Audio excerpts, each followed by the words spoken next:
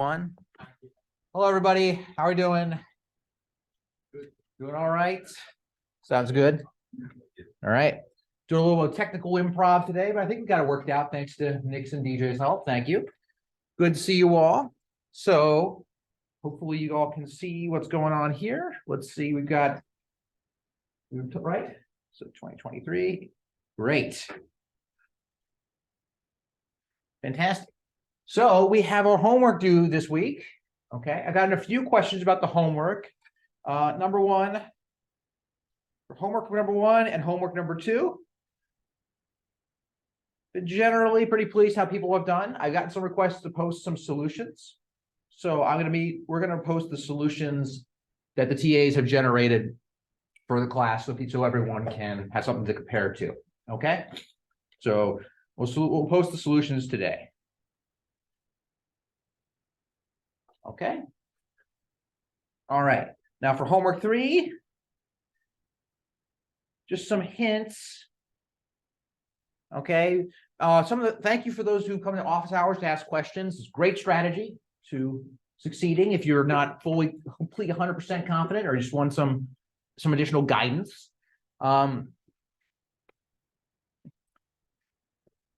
So we immediately start you out with single shooting.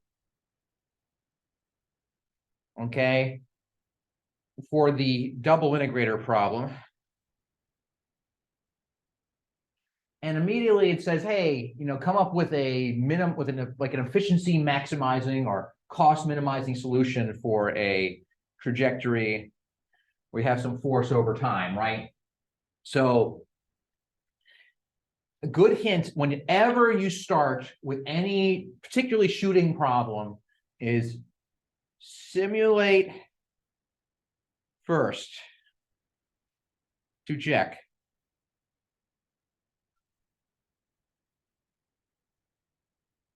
Okay. And this will help you break up your problem into some smaller subproblems. While I think I've stepped up a lot of the homework assignment to be from, going from simple to more complicated, it does start you right off in the middle of a single shooting problem without first asking you to simulate it first. Okay, so that's a good thing to do. So as a result, what you'll end up making probably is a function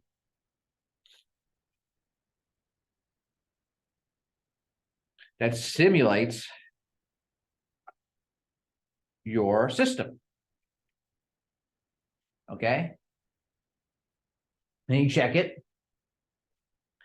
Then you figure out how to put that into your optimizer. I think a lot of the confusion as to how to approach this problem are for people who understandably have not done trajectory optimizations before. That's totally reasonable. It's the first time for everything. Okay. That your function for doing integration should be something like ODE 4.5.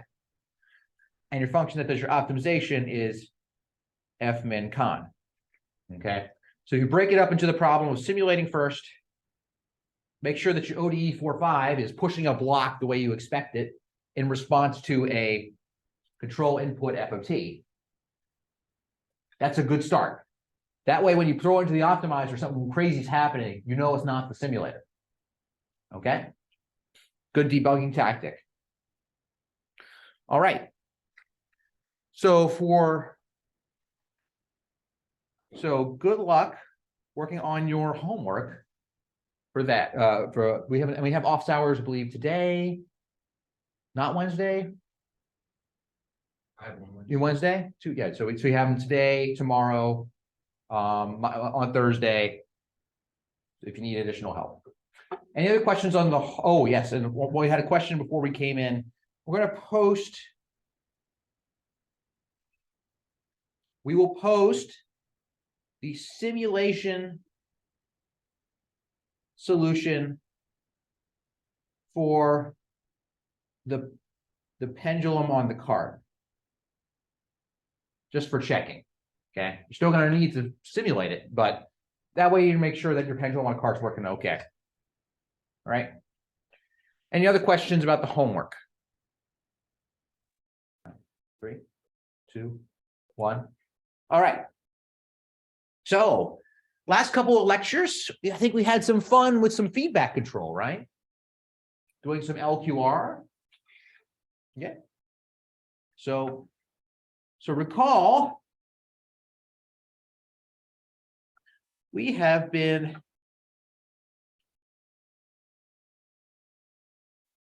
using optimal feedback controllers, e.g. LQR. This was super cool because it all came from a theoretical proof of what the optimal control input is for a given cost function, okay? Assuming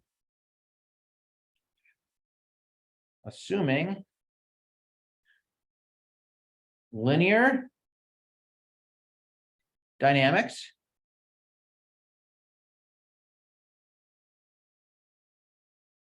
particularly we said LTI dynamics. So the L, the quadratic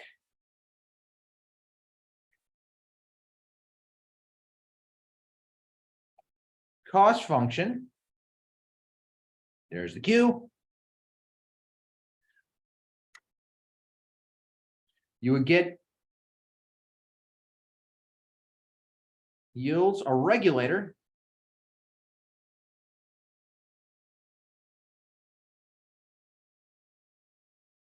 then caps regulator of the form U is equal to minus K Q, or that was your state vector. This is your input. That's those are your gains, K. All right. Nice thing about that is that's a super fast calculation. Once you know your gains K, just a matrix out calculation to say, this is my state. Therefore, this is the control input I need. Okay.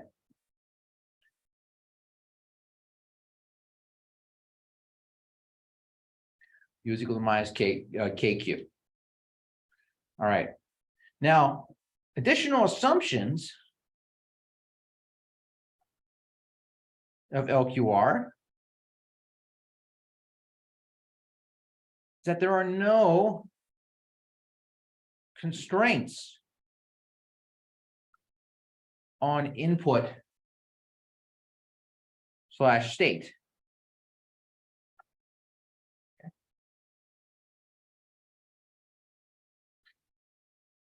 Okay, that's a key one. All right. But in reality, we have constraints on our inputs. The example I give is that I have muscles. I'm actuating this stylus. You know, I can control it, but I have saturation limits on my muscles. They can only output at least at a maximum 1,000 pounds for me. That's just for me, though. Okay. All right. All right. So there's a limitation, though. So if only there was a way to add constraints to LQR, and there is, okay? And that's what model predictive control, in one sense, is. Sometimes people treat model predictive control as LQR with constraints. That's one way to think about it. But in my opinion, that's way too small of a way to think about model predictive control. Because because basically model predictive control is real-time trajectory optimization. All right, where you are now optimizing a trajectory with a quadratic cost, with a linear system, but you now have constraints. Okay, and trajectory optimizations, you could ask you to do all kinds of stuff, not just regulating to a point. Okay, you could have your trajectory, your cost function could just be minimize effort, and you have some constraint on where you want your system to go. Think about all the things that you're doing with your trajectory optimizations right now. Your trajectory optimization should be soon swinging a pendulum on a cart around to do crazy stuff. Trajectory optimizations are what we use to make robots walk a lot of the time. Okay, and coming up with all the motions involved. All right. So when I'm talking about MPC or Model-Predictive Control, I'm going to first kind of talk about it as a way to put constraints on LQR, but it can do so much more than that. So I just want to preface all that. So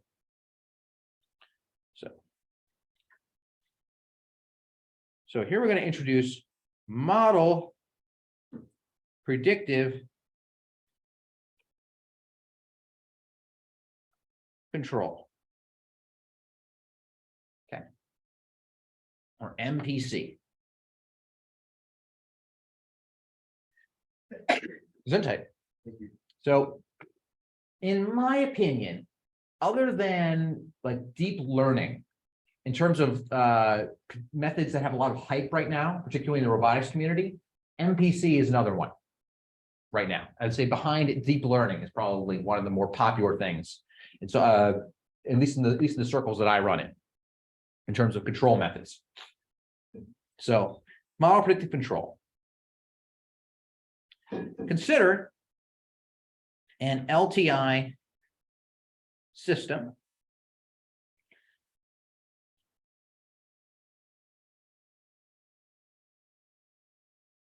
Q dot of t is equal to A Q of t plus B U of t.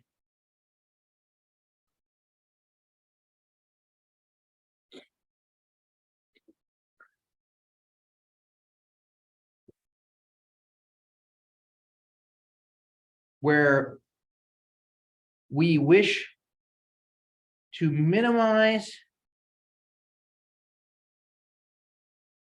a cost on a finite time horizon, some cost f of Q of t U of t is equal to the integral, and this is going to look a lot like our quadratic cost from LQR, from 0, but not to infinity, but to capital T, a finite number, finite time horizon of Q transposed capital Q, Q, I'll include the little of t's, plus U of t transpose R U of t dt.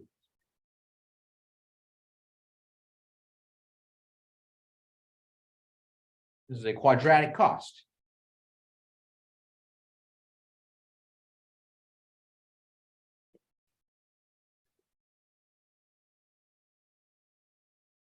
And have linear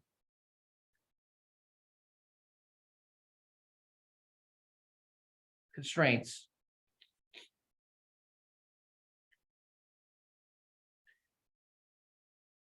A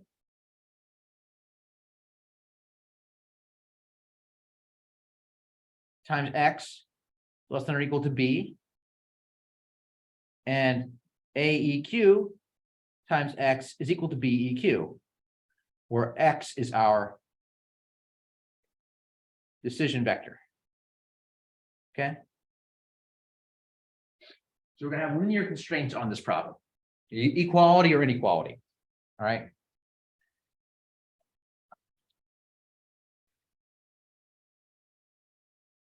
Let's formulate our optimal control problem using direct collocation. It's back.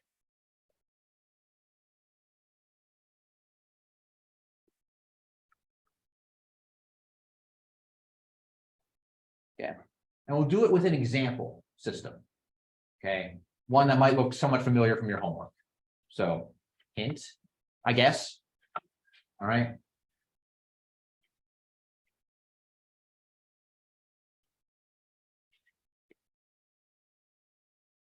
Here's your double integrator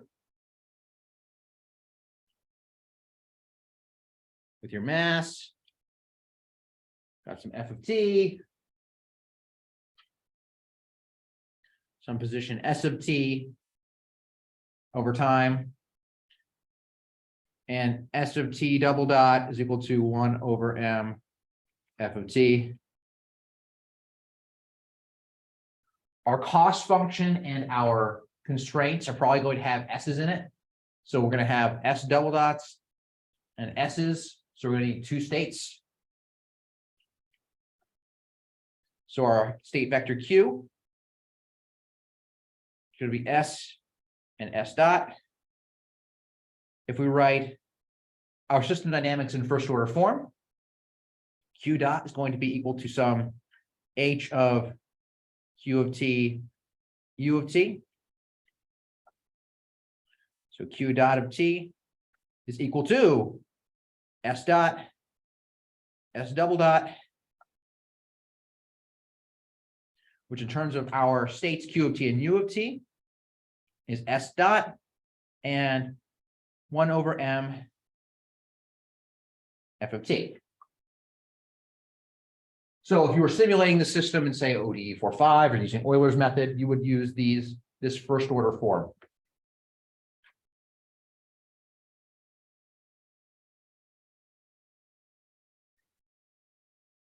Okay, so let's do this with this, what's now used direct collocation. So we need to define our decision variables.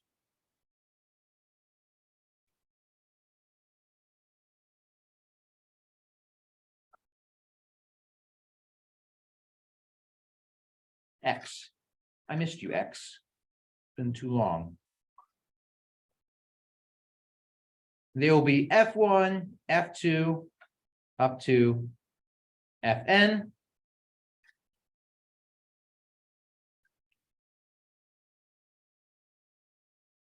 Where here you have T, here you have F of T, and it will be defined by F1, 2, 3, 4, up to Fn. F1, F2, F3, F4, up to Fn. And there's capital T. There's our finite time horizon.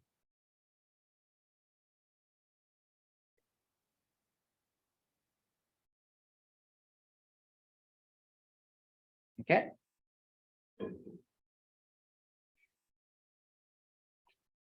So we have all those forced input points, but this is direct collocation. You need more than just the control inputs, right?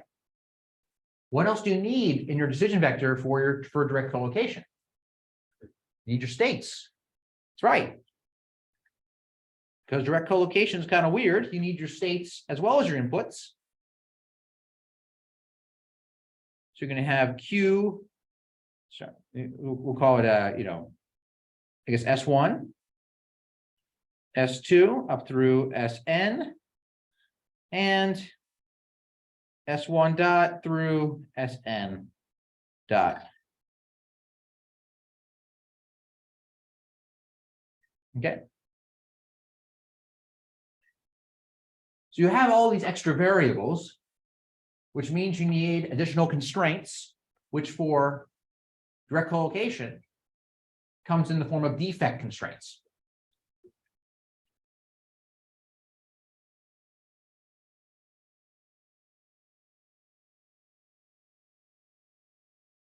So we're going to have defect and constraints, and we've solved these out. You can say for, let's say, explicit Euler. You can choose another scheme if you would like, where you would say, hey, Si plus 1 is equal to Si plus SI dot times T over N minus 1. That's your delta T. Okay. And SI plus 1 dot is equal to SI dot plus our acceleration, which is 1 over M times F, so Fi,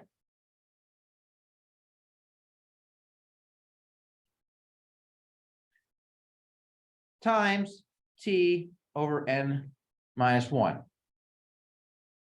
Now, technically, if you wrote it like this, it would be like you had this kind of interpolation. Call this a zero order hold, because it's using the same force across this whole thing. If you wanted to make it so it's triangular like that, which is totally a choice you can make, this would be 1/2 Fi quantity Fi plus 1. You average them. Okay. But regardless, that's the form that you would write out this defect constraint. Okay. What about the cost function? Well, we haven't defined our cost function other than the most general sense. So let's give you a cost function. F of Q and U is equal to 0 to T. And let's just say it's S. I get this. Oh, no, sorry. It's S of T squared plus S dot of T squared plus U of T squared dt.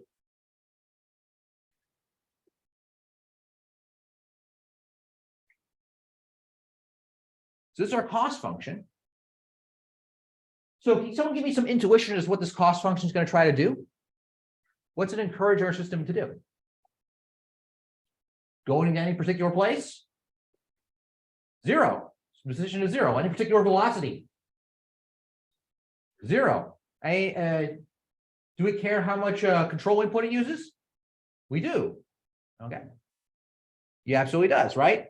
So it's just kind of a combination of trying to get to 0, but not use too much control input, right? Okay. Now, we can approximate this integral using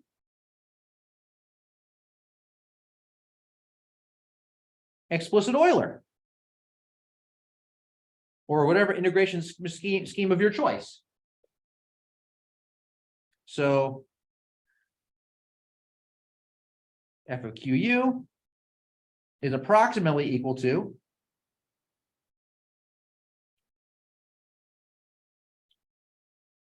the sum, just adding up, of quantity SI squared plus SI dot squared plus Fi squared, all times capital T, from I is equal to 1 to, say, N minus 1.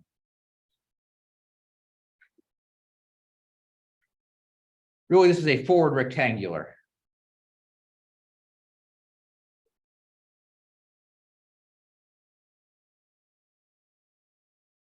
So here's your F, here's your T, here's your function. It's doing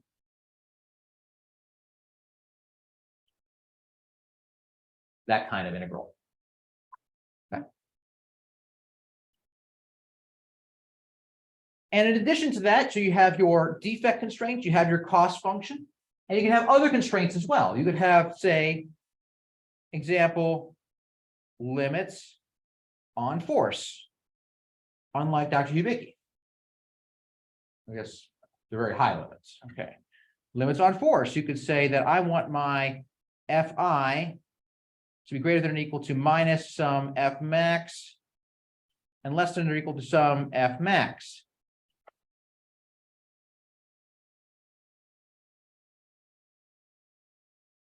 All right. Now let's take a step back.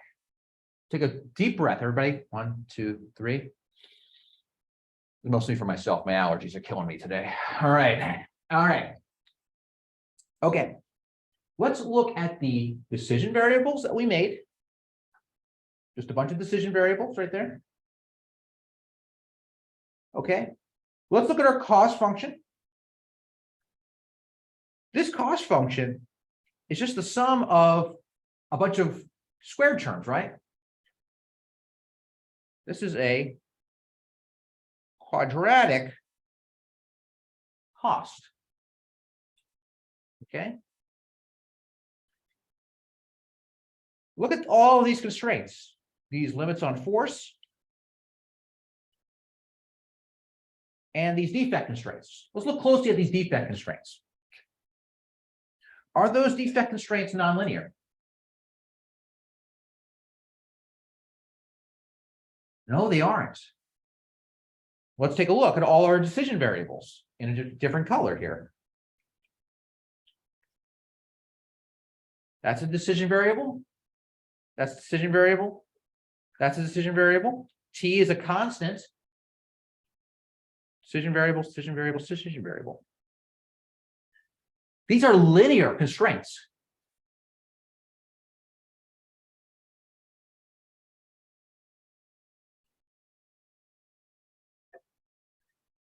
This here is a linear constraint.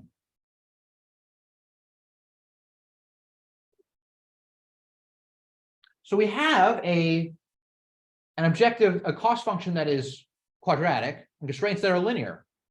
Does this sound like a particular form of program to you? Anybody? It's QP. Sorry, you're so close. I knew what you meant. You always have the right answer, and you're like, you know what? I'm gonna throw a curveball to Dr. Hubicki. All right. So it's a quadratic program. It's a quadratic cost and linear constraints. And I'll tell you, if you have a cost function that is of this form right here, where Q and R are positive, definite, it's a convex quadratic program. Those are nice, right? Because they solve super fast. So this is a trajectory optimization that in principle could solve in milliseconds, sometimes less than a millisecond. Okay, it's pretty exciting. So this trajectory optimization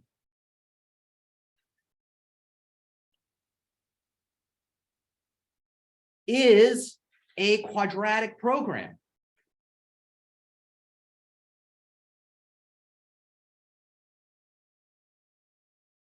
QP that is convex. That's huge. This means it can solve quickly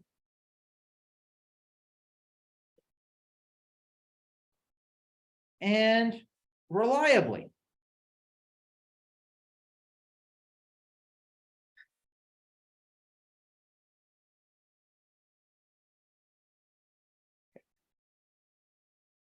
And I'll show you the implications of this. I'm going to pull up a video here.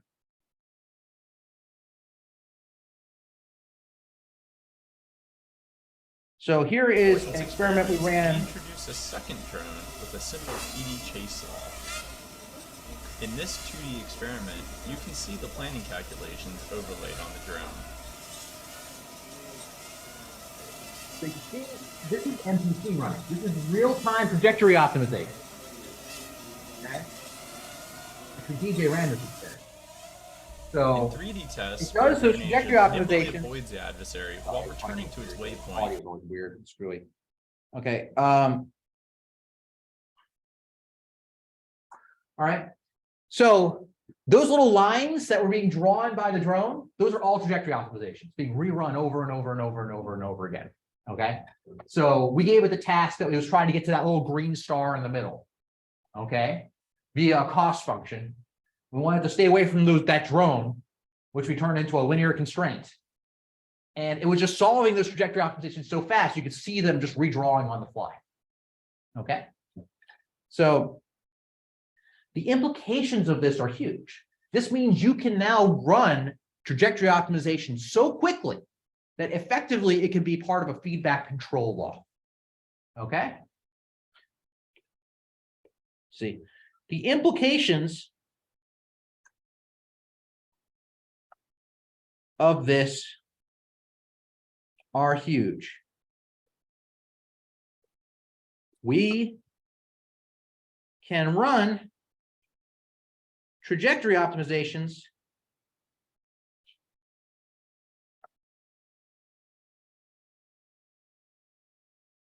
so quickly that they can be part of the feedback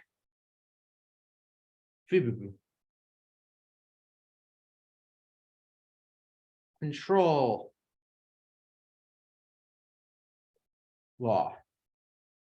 Because recall, we would have these block diagrams, right? Where we have some input that would go into a summing junction, that would go into a controller, which then goes into our system that we'll sometimes call the plant. Okay, this would be our reference. This will be our output. Then we would feed it back here and goes into our controller. And it used to be, I would say that, hey, you can do an optimization here, right? Do a trajectory optimization to say, hey, what do I want to follow? And then the controller will say, okay, I'll try to follow that thing once you've done the optimization. Well, no longer do you need to do that with trajectory optimization. Given the right conditions, this can be a trajectory optimization.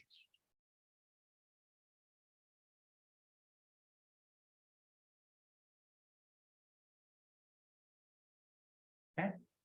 Then you could say, hey, what is my current state? And feed that into a trajectory optimization saying, I'm here. Where do I need to go? Okay, you want to go here. All right. Oh, now I'm here. Where do I need to go? All right, we want to go there. All right. For this, we're going to do a little demonstration. Can I get a brave volunteer who wants to mime pushing a professor? Only miming it. Yes, come on in. Come on up, Jonathan. Okay. Only miming it. All right. Okay. All right, Jonathan, because step on up. You know, now you're more than just a faceless voice to our fine Michigan audience. Okay. Hello. Say hi, Jonathan. Wish you could be here. Okay. All right. So, Jonathan, I'm going to be a robot. Okay. Okay. All right. Otherwise known as a robot. All right. And I want to get over there. Okay. And I'm going to try to get right in front of that television. What I'm going to do is I'm going to right now run a trajectory optimization in my brain to get there. All right. Okay. So I just did it. You heard it. You heard it, right? I want to get there. I have the plan. Now I'm going to start executing the plan for like just a little bit of time, like maybe one step. Okay. All right. Okay. Now, and I'll do a second step. Now you're going to mime giving me like a tackle. Okay. Ready? Okay. Go for it. Oh my goodness. Oh my goodness. I've been tackled. All right. My state has changed. Thanks to tackle. You can go after. Thank you very much for the mime tackle, Jonathan. Thank you. Right. I have been tackled, but now off of my plan, right? I still want to get over there. Okay. So what I can do now is I can rerun my trajectory optimization. Instead of going straight, I can hook around and come up with a plan to get there, right? And I have a new plan. I can keep executing on that plan. Then I get there. All right. Okay. That's how model predictive control works. Except it doesn't even matter if he tackles me or not. Okay. I'm always replanning because I don't necessarily know if I've been tackled. Okay. Maybe I just get bumped around by the wind or something. So I'm constantly replanning. I'm going step, replan, step, replan, step, replan, step, replan. And his plan is for the entire view, the entire trajectory to get there. But I only execute the first little bit. And then I replan. Make sense? Okay. So this is what gives us model predictive control.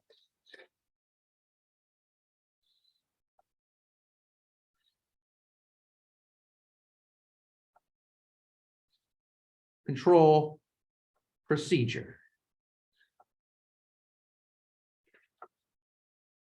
Okay. Number one, you sample your current state.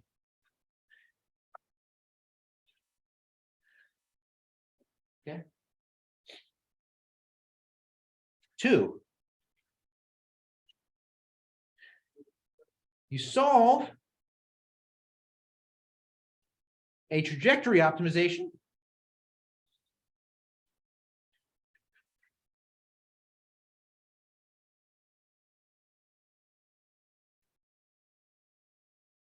with the sampled state as the initial condition for the system.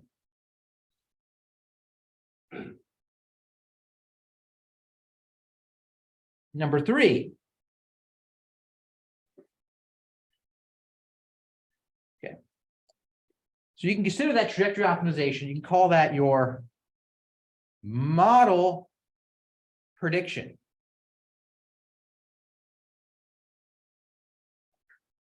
That's where the name comes from, is that we have a model of our system. I'm a robot. I know my equations for my robot, and I have a plan that's going to predict where it's going to go, right? All right. Then number 3, you execute that plan for some, I'm going to turn that off. Is that going to be okay for you all? Oh my goodness, it's like trying to flash me to death here. All right. No, it's not it. I never know the difference between stage left and stage right when you're on the stage.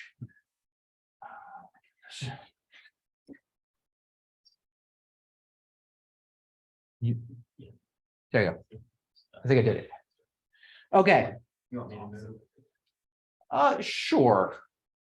Sure. Yes, we should. Thank you. Our cameraman, Nick, is on the case. Okay. I'm going to finish this little small part of this. Oh, you see me and the screen? Mm-hmm. Fantastic. Well, good job, Nick. You have a future, not only as a wonderful PhD TA. So you execute that plan for some small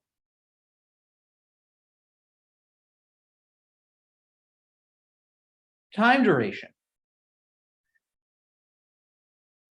Call it TS, or the sampling time. Okay. So let's say you have your control input over time. You have done a trajectory optimization. I love drawing my little zigzags. And that trajectory optimization is for the entire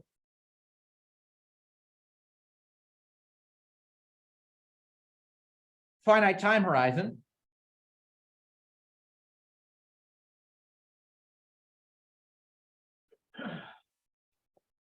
And then you have some smaller sample size, TS. So you would execute that much, right?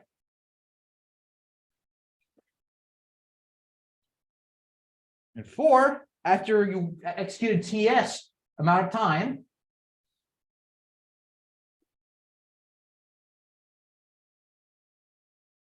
go to 1.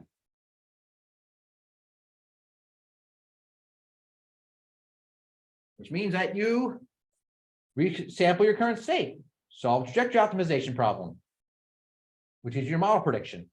And you execute that plan. Rinse, repeat. Yes, question. So you pick your sampling time? Yes. Okay. Yeah, just like you would pick your time horizon. Okay. So this brings up this brings up 2 things. Okay. All right, I'm gonna bring up 2 things. One of which, that if I am going to do my problem where I'm trying to get over to that side of the room, okay, if I'm picking a finite time horizon, which I should, there is no guarantee that I will get to my state during that time horizon, right? Okay, especially if I have limits on my control inputs. If I can't go at Mach 3, I'm not guaranteeing I'm going to get there in my finite time horizon, and that's okay. So what you do is you create a cost function you create a cost function that says, I want to get as close as I can, whether I get there or not. If only there was a way to include that into a cost function. Oh, wait, we just did it. And we did it right here. Right? So you include it as part of your cost function, all right? That's number 1. Number 2, I have a short story now that I've gone over model-predictive control. When Nick moved that tripod, it reminded me. I had a brief alternate career on a very brief alternate career on reality television, and I was on an island on Survivor, and there are camera people, you know, like Nick, who are running around filming you at all times. And if you're ever watching a reality show on TV, I want you to know that, like, you only see what the camera sees. I get to see the camera folk.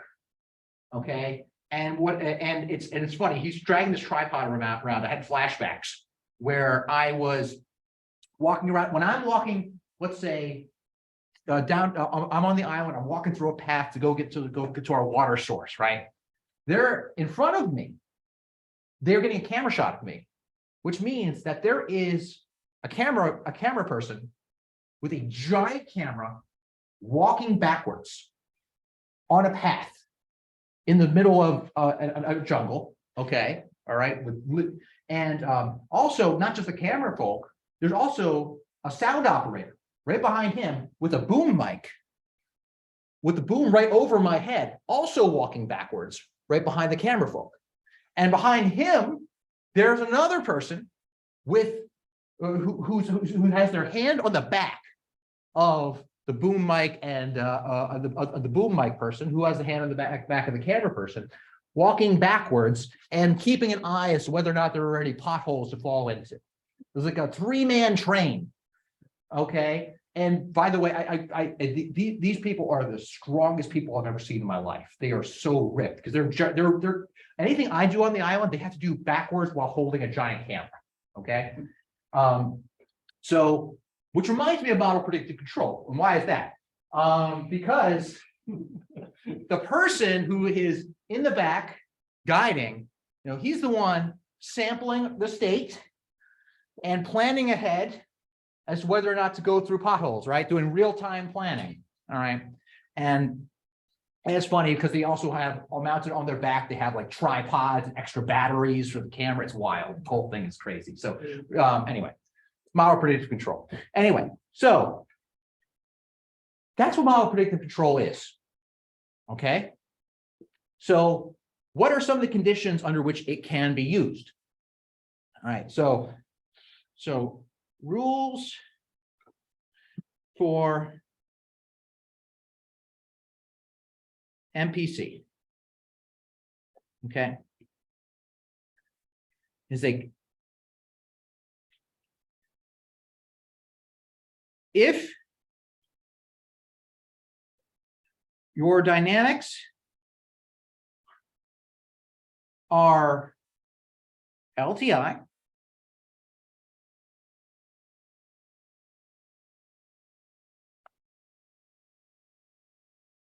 your cost matrices Q and R are positive.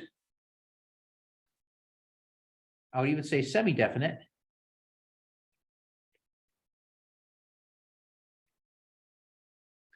And your time constant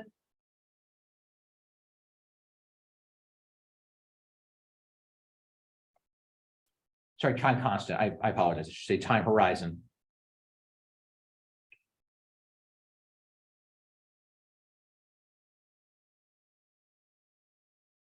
Is fixed. It's constant.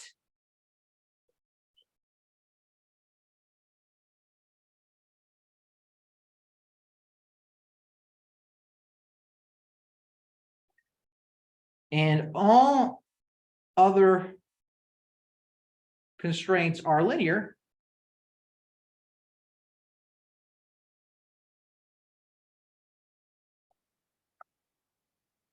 Then it is a convex QP.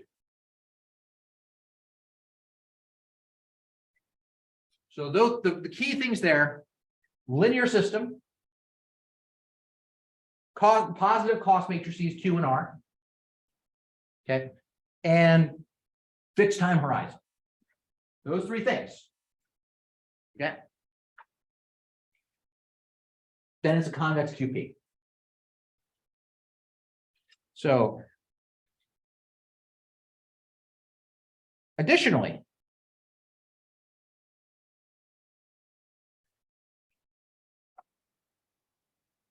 if you place constraints on your system states beyond the defect constraints,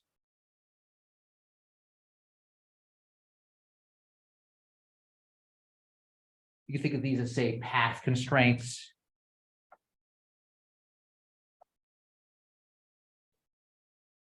/ terminal constraints.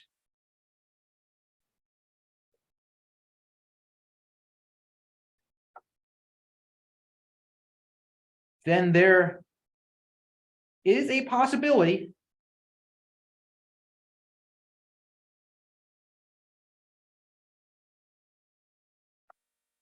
MPC will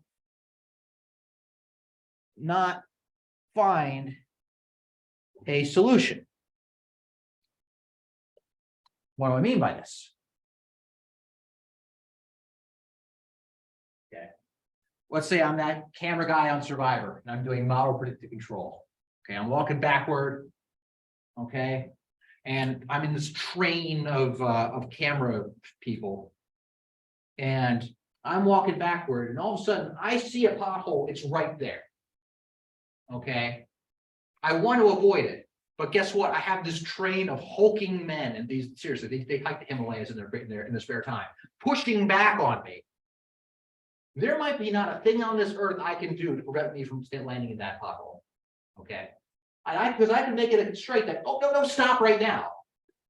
But too bad, I have the combined mass that's probably seriously 700 pounds of people in this train plus equipment moving me backward, right? So I don't care that, technically speaking, I made a convex QP, right? I have made a constraint that is just not possible to solve. All right. So in the example of Jonathan tackling me, right? I can have a constraint on my MPC that I shall not cross this line, right? And sure, under normal circumstances, it might do, but it's best to not do that. But if he tackles me, I don't care. You know, it's gonna, you know, it's still going to cross the line. At which point your QP is going to say, I can't solve it. And it will probably just give you some garbage. And if you have a bunch of garbage coming out, well, guess what? This trajectory here, so I'll undo this, but that trajectory here could look like garbage. And all of a sudden you are telling the robot, please do that garbage. Please do that garbage. And then your robot starts doing crazy things, okay? I say robot because some of us are taking this purely as a robotics class, but also this applies to other systems too. The first applications of model predictive control, not robots, not planes, not Navy warships where PID controllers were invented for, okay, was chemical mixing plants. Okay, now that's because for model predictive control to work, you need to run a trajectory optimization in the control loop. Now for robots, this control loop's pretty fast, 100 to 1,000 plus hertz. For a chemical mixing plant, between minutes to an hour long control loop gives you plenty of time to run this optimization with old computers. So they were the early adopters of MPC. Okay. So MPC, rules for MPC, blah, blah, blah, blah, blah, blah, blah, blah, blah, blah. Okay. Finally, it is helpful to include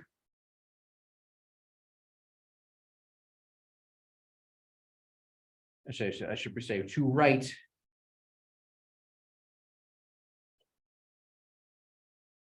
terminal constraints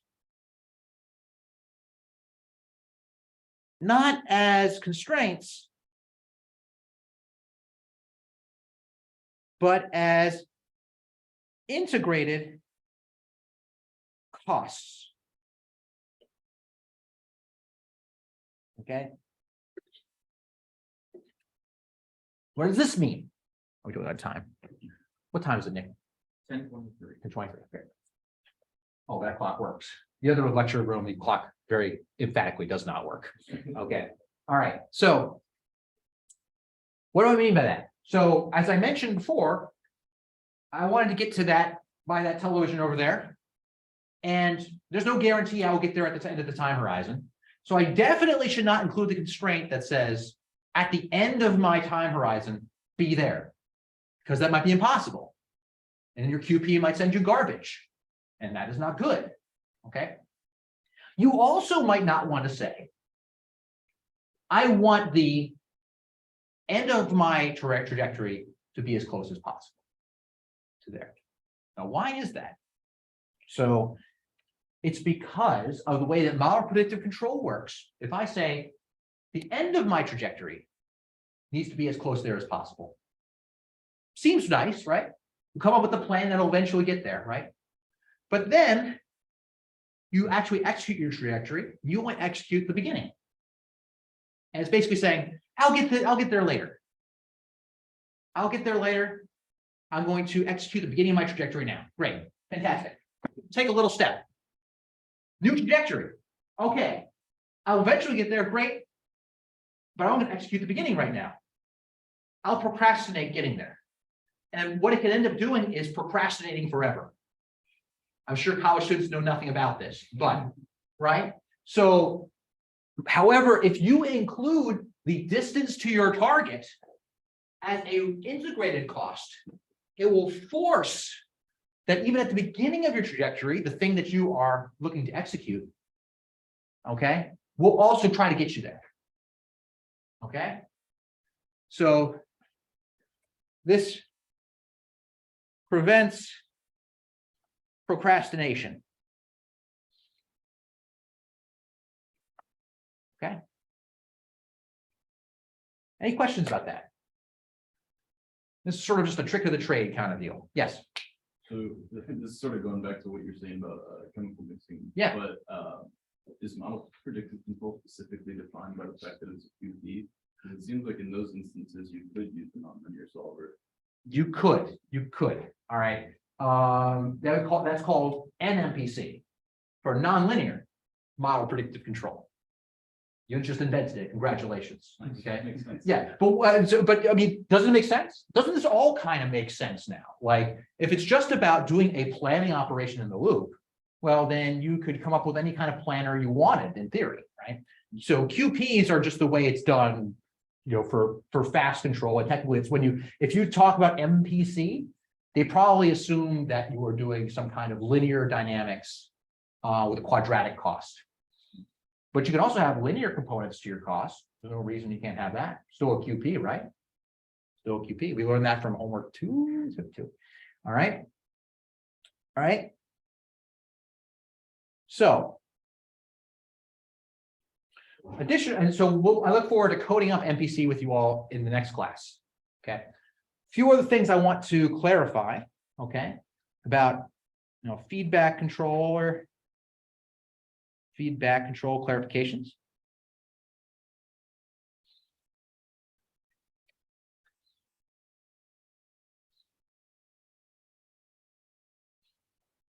Okay.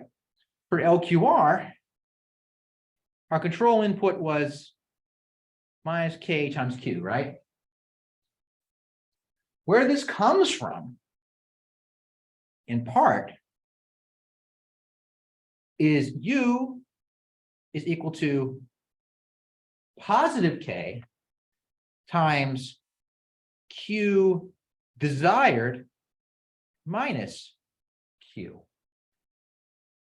And for a regulator, Q desired equals 0 for regulators.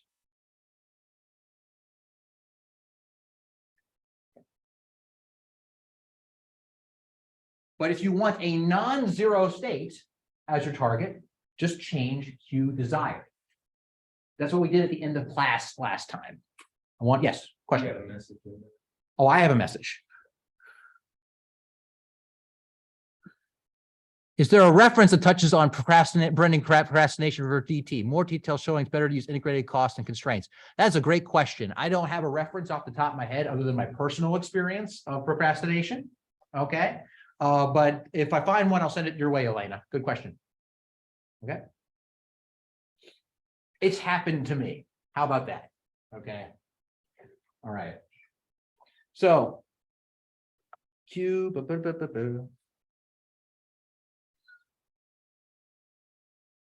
Okay. So Q blah blah. So that's how you get it. So for a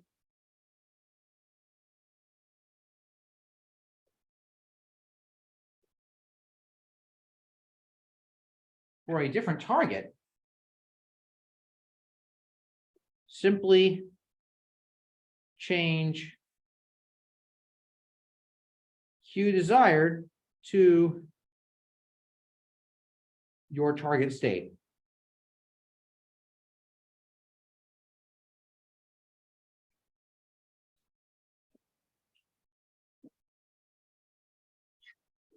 Okay.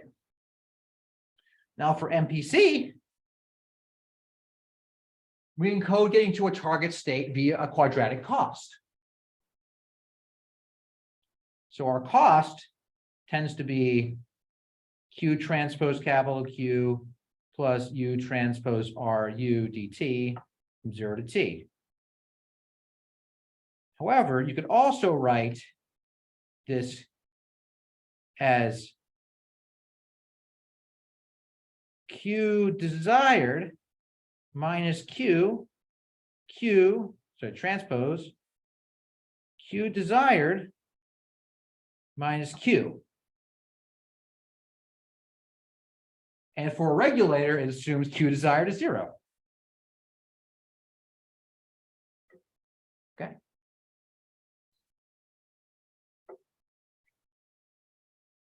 So if you have, so for non-zero, Q desired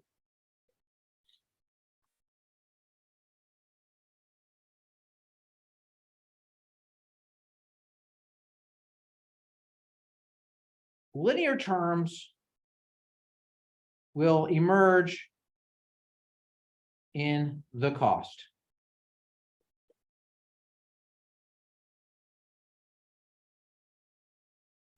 Okay, which is fine, still a QP if there are linear terms in there. It's the Q that makes it the Q of a QP. Okay. So that's how you would do non-zero states for your targets. Okay. Additionally, for LQR, we necessarily talk about Q dot is equal to AQ plus BU. So this is LTI.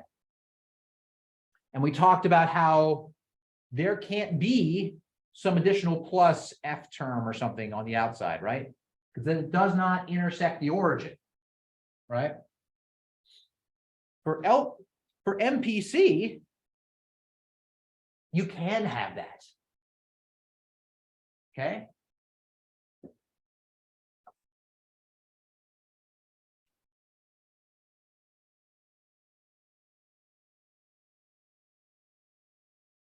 These constants are permissible.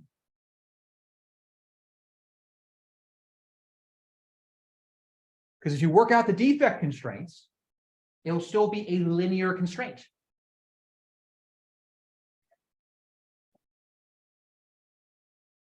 They're permissible. The key part is that you have these constant matrices A and B. Further, A and B can be different at each node I. So you can have AI, BI, etc. That can change with each node. That system can change over time, meaning it can be time varying. So it doesn't need to be LTI. It can be LTV.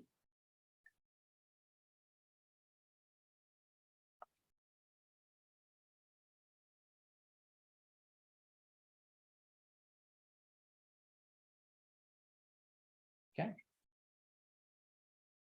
All right. Now that said, I want to point out, controls folks would point out to me, you can do time varying systems with LTI, which are with LQR as well.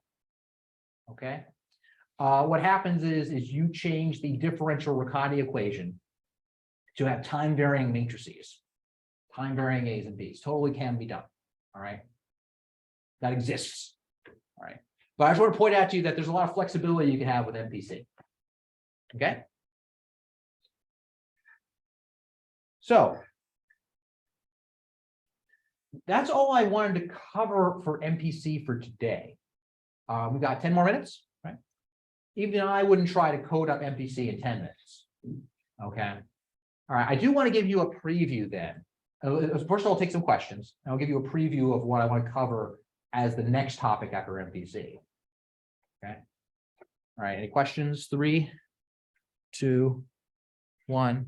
Elena, I'll try to find you a reference for that. Okay. Hopefully it's not just maybe it's just me. No, it's probably not. That's not me. Okay. All right. So MPC uses quadratic programs to plan into the future, right? Okay. Assuming that we know the full model. You got it. Assuming that we know the model A, B, no, A, blah, blah, blah, blah, blah. Okay. This linear model, right? Okay. So soon. Okay. Okay. Instead of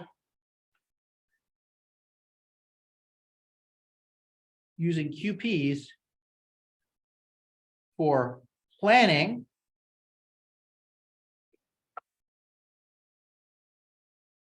our model prediction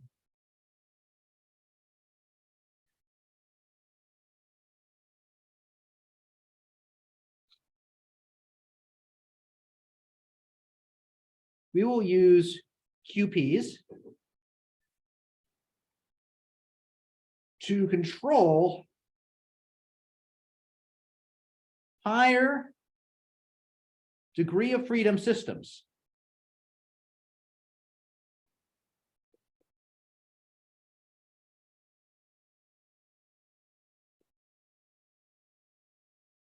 Okay. I'll give you another example, and I apologize for the noise. Hopefully the noise isn't bad. 2 legs and on this video. Okay. Here's a video of our robot called Cassie walking around, okay? The way that it walks around, okay? And I should pull up a video of our most recent result, but I'll do that later. Cassie's got like 10 motors on it that drive it around, okay? And it's a big question as to how the heck do we tell each of those 10 motors what to do, okay? And what we do is we say, hey, we want these 10 motors, do you know what we want you to accomplish? We want you to accelerate the center of our robot just straight forward, okay? Some combination of those torques on my robot should accelerate my robot just straight forward. Please figure out what those are. And also we have limits on, just like theoretically I do, on the strength of our robot motors, okay? So recall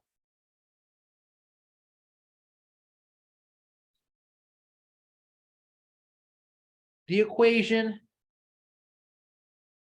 from Lagrangian mechanics in that whirlwind tour of Lagrangian mechanics that I gave you, which, by the way, some people have already used it for some pretty awesome project stuff. So I couldn't be more proud.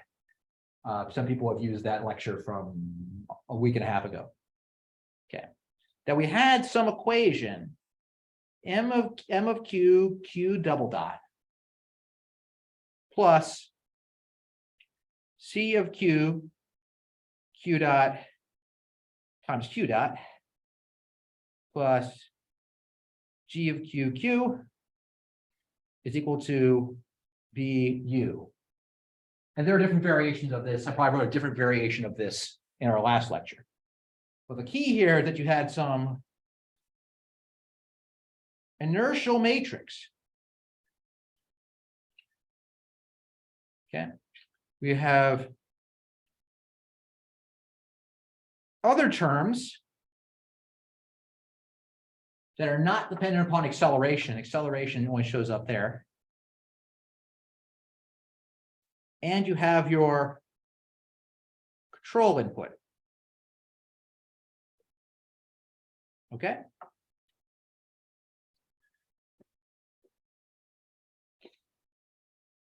Okay. We could also define for a system, so where Q, if you recall, those are generalized coordinates.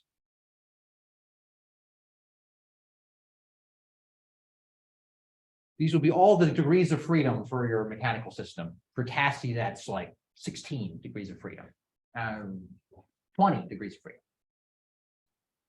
Okay, so you have a bunch of Q's, right?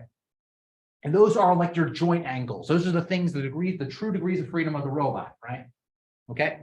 You could also have Z, which we'll call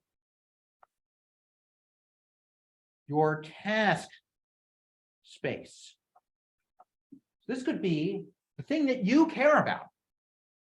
For me, that might be, I care about where the center of my robot is, right? I can write that in terms of my Q's, right? Okay. Therefore, my task space acceleration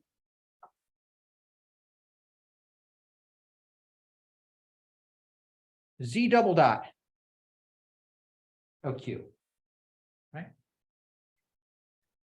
And so I might have a desired acceleration for my body.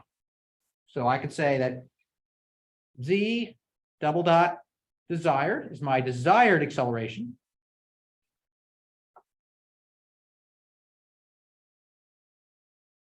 Okay. And so I might want to minimize the difference between my desired acceleration and my actual task space acceleration, right? So maybe let's say we want to minimize that. Minimize Z double dot desired minus Z double dot of Q. Technically, it'll actually be, once you take the derivatives, it's now going to be a function of Q dot and Q double dot. Okay. All right. And then we're going to square it because we want it to go to 0, not negative infinity. Right? We want the difference to be 0. And the way we write this is we call it a 2 norm. This is just a way of squaring all the elements in like a matrix and then adding them together. We haven't talked about norms. It's actually pretty straightforward to talk about in a reasonable way. But imagine we're just squaring it, right? So that way it goes to 0. Following me so far? It'd be great to minimize that, right? Sounds good. We'll do a good arg min. We'll find the arg. We haven't said what the args are yet. Don't worry, we'll get to it. Okay. But definitely we want to find the u's, the control inputs. So actually this depends upon u as well. Sorry, squeezing a lot in there. Okay. We want to find the u's that minimize that difference, right? We want to find the control torque that give me as close as I can to the acceleration that I want. Okay. That's all well and good, but we have a very important constraint to the system, which is that we have physics to work with. Just like direct collocation, we put physics in the constraints, right? The equations of motion. Well, we do the same thing here. Okay. Where we can say that we want m of q times q double dot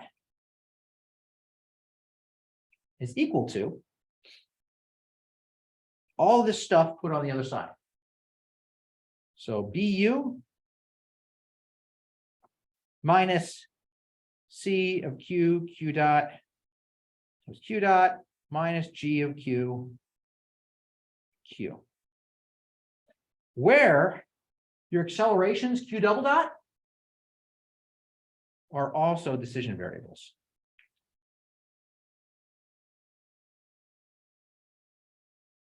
This means that this will give you a vector of your optimal control inputs and your Q double dot and the accelerations that those would cause.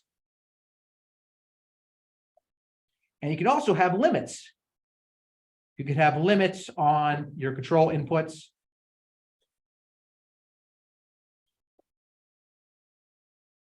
You have other kinds of linear constraints if you want.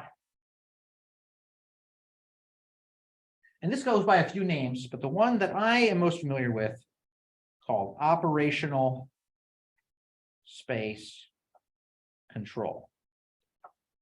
So what is it doing? It is just like direct collocation was both coming up with the control inputs that minimized your costs, subject to constraints. It was also giving you your states, right? That did that. It was basically simulating the system alongside coming up with the optimal trajectory. The same kind of thing is happening right here, but we're not planning into the future. We're only looking at right now.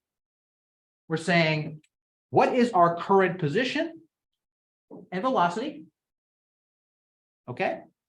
What's our current position and velocity? Now find the control inputs u that make me move as close as I can to the acceleration that I want. Oh, and also find out the accelerations that got me there. And this is a convex QP, which means that you can run it inside the control loop. So when Cassie is walking, it is constantly solving quadratic programs. just to figure out what torques to apply to all of its motors. Okay? Again, the value of figuring out how to put your control problem into fast to solve optimizations, or as one might call it, applied optimal control. Thank you so much. I appreciate all your time. You have a wonderful day. Welcome back from spring break. Thursday, then spring break for you all, right? Good luck. Right. Thank you all.